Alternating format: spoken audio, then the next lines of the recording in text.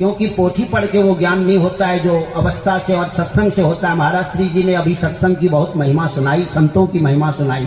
महाराज जी तो स्वयं महान जो है भगवत कृपा से, हनुमत कृपा से संत नगरी में रहते हैं और संतों के ही सानिध्य में सदा उन्होंने संतों के श्री चरणों में स्वयं ऐसा रसपान किया है कि अपना भी उस संतत्व को प्राप्त किया है, उस दिव्य छवि को, उस दिव्य गुण को प्राप्त किया है जो दुर्लभ है।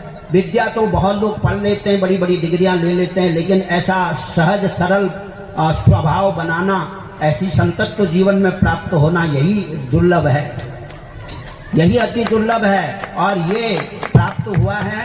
और महाराज श्री जी के मुखारबिंद से जो प्रेम से सुन रहे हैं, उनके जीवन में भी ये संतत्व का गुण, सहज सरल स्वभाव जो प्राप्त करना चाहिए जीवन में, वो ऐसे ही महापुरुषों के मुखारबिंद से सुन के प्राप्त होता है। उस सहज सरल स्वभाव से ही भगवान भी प्राप्त होते हैं। और हम रामायण की ही चौपाई में पढ़ते हैं कि जो है भगवान तब मिलते हैं जबकि मन का हृदय एकदम निर्मल हो जाए। निर्मल मन जन सो मोहि पावा।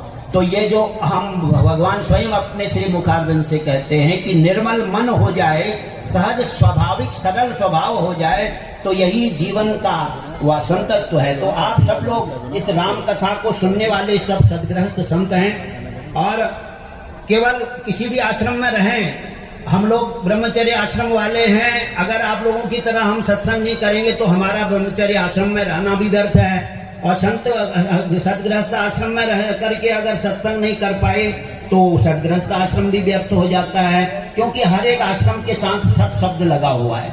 सद ब्रह्मचर्य, सद संन्यास, सदगृहस्थ, सद वानप्रस्थ, सभी आश्रमों के साथ सत शब्द जुड़ा हुआ है। तो आप लोग सबसे जुड़ रहे हैं इस राम कथा के माध्यम से।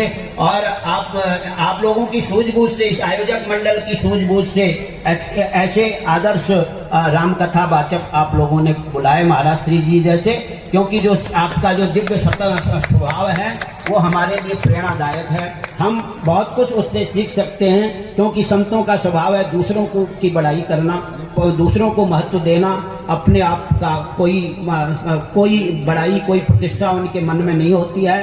तो वो सहज सरल स्वभाव जो है हमें दर्शन होता है, तो इसी से लाभ होता है, इसी से हृदय की कालिमा मिट जाती है और संतत्व का गुण जीवन में उदय होता है और जीवन सार्थक होता है। तो हम लोग बहुत धन्य हुए और आज हमें भी सुन करके बहुत बड़ा आशीर्वाद मिल गया है कि हमें भी जो है ऐसे महापुरुषों का जो है अनुसरण करना चाहिए और अपने जीवन को धन्य करना चाहिए। अधिक न कहकर इतना ही कह के वाणी को विराम बोले सीताराम भगवान की, श्री रामचंद्र मानस भगवान की, श्री राम कथा की, आयोजक मंडल की, यजमान पुरोहितों की, समस्त श्रोता माता बहनों सज्जन महानुभावों की। एक व्यक्ति पीछे 4 घंटे से पूरे नाच रहे थे, तो उनसे भी कुछ सीखने लायक है, वो थके ही नहीं। बोले भगवान सीताराम भगवान की जय हो। जय जय श्री राम। आप हम सभी इस शुभ घड़ी, शुभ बेला, शुभ अवसर में बहुत भगवान के प्रेमी हैं।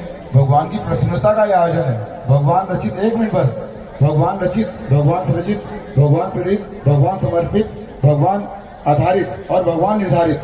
और व्यासपीठ में जो परम पूज्य परम आराध्य श्री राम जी का अनन्य भक्त, प्रिय भक्त वत्सल महाभागवत और शिरोमणि, वी शिरोमणि परम पूज्य गुरुदेव भगवान श्री हनुमान जी के श्री चरणों में हम सभी कोटि कोटि नमन, कोटि कोटि प्रणाम करते हैं। जो यहाँ उपस्थित हैं वो भी और जो नहीं भी हैं। और ये शुभ आयोजन शुभ भगवान की कृपा से हो रहा है और उसके प्रमाणित करता और प्रमाण करता आप हैं। आज 2026 की शुरुआत हुई है और शुरुआत में ही आपको भगवान ने स्वयं व्यासपीठ में 3 व्यास जी विराजमान है। ये हमारे लिए बड़े सौभाग्य का विषय है और आपकी जिम्मेदारी सबकी बढ़ गई है। आपके ऊपर आने वाले समय का जो एक सनातन को जगाने का और सनातन परंपरा को बढ़ाने का और सनातन शक्ति को प्रचार करने का चारक के रूप में आप लोग जुड़े हुए हैं। और हम आज 7वां दिन है इस शुभ अवसर का। हमारे बीच हमारे देवाशीष होटल की वंदना जी, श्रीमती वंदना जी और उनकी सास भी आई हैं, उनका भी स्वागत करता हूँ। सभी हमारे यहाँ बड़ी कृपा है भगवान की कि सब आमजन होते हैं, सब होता किसी